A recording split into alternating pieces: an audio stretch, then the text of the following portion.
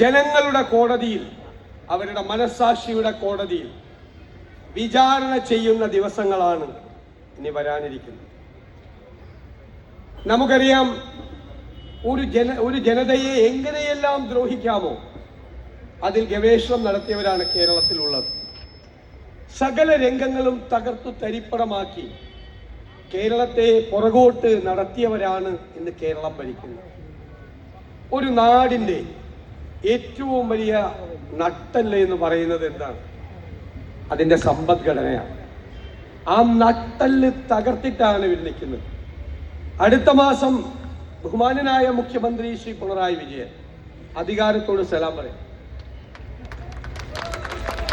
പക്ഷെ പോകുന്ന പോക്കിൽ 6 ലക്ഷം കോടി രൂപയുടെ കടബാധ്യത മലയാളിയുടെ തലയിൽ കെട്ടിവെച്ചിട്ടാണ് പോകുന്നത്. പിന്നെ 10,000 കോടി രൂപ വേറെ കടത്തിന്റെ കാണാ കയങ്ങളിലേക്ക് കേരളത്തെ ചവിട്ടിത്താഴ്ത്തിയിട്ടാണ് പോകുന്നത്.